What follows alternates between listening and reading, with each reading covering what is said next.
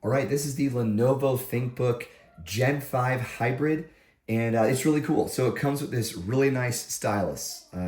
Yeah, because the screen comes off. That's the big surprise here.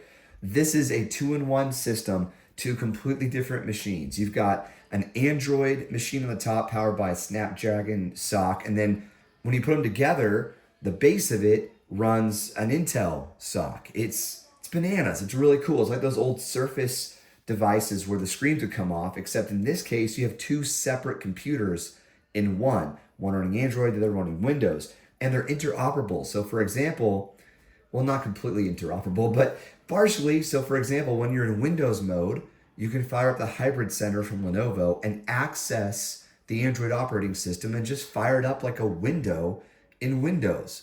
It's so cool.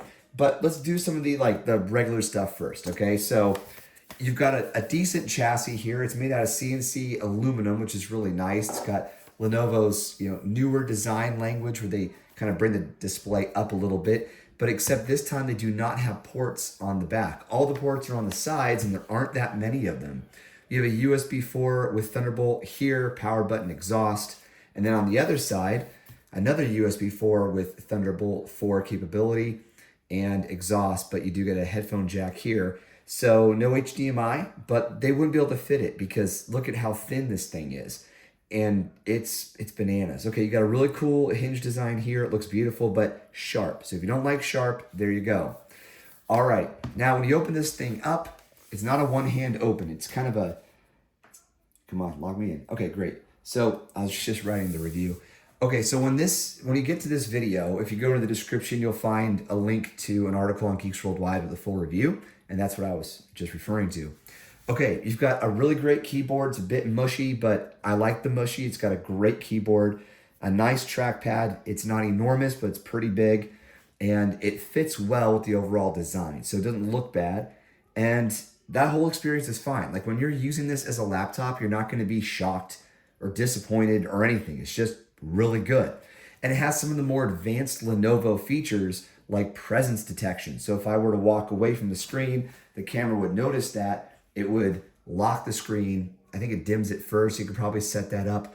And then when you walk back, it'll wake up or activate infrared and log you in Windows Hello.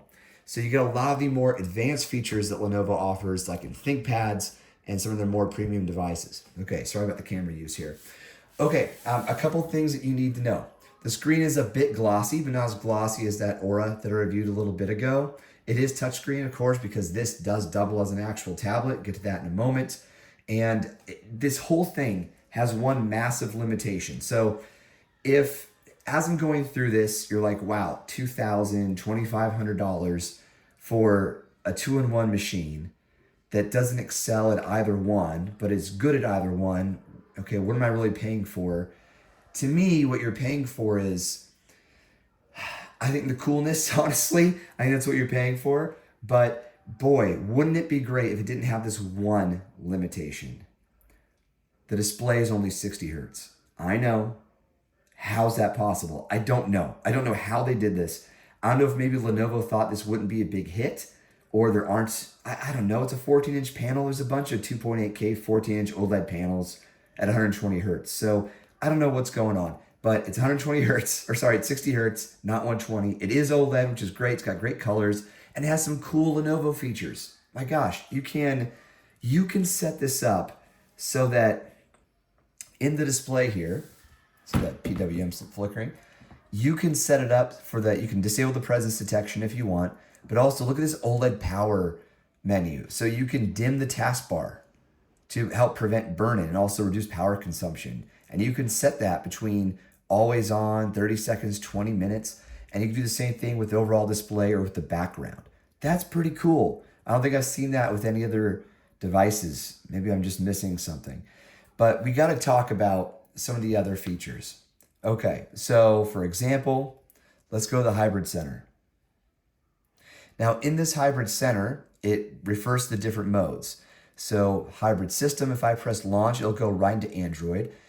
Change form factors, it instructs you to lift the screen off. But here's the thing, you can't lift it the way that's being demonstrated. If you lift it fully, like the left and the right side, it won't work. You have to lift from the right to the left to take it off, and you attach it from the left to the right. I'll show you in a moment.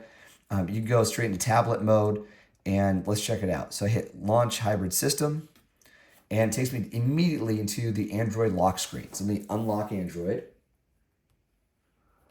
Bang, there you go. So now we have access to Android from within Windows. So if I wanted to, I could manipulate it just like a regular window. What I like to do is I like to move it here and use it as a separate desktop. So then I go full screen mode. So now I've got Windows and I've got Android side by side. Very cool. Like if you're doing a product demo, let's say you work for Oracle or something, and you want to be able to show the application as it functions in Android, but you don't want to go to your phone and then add another device to your Zoom meeting or something, you do it all on one device. It's very cool.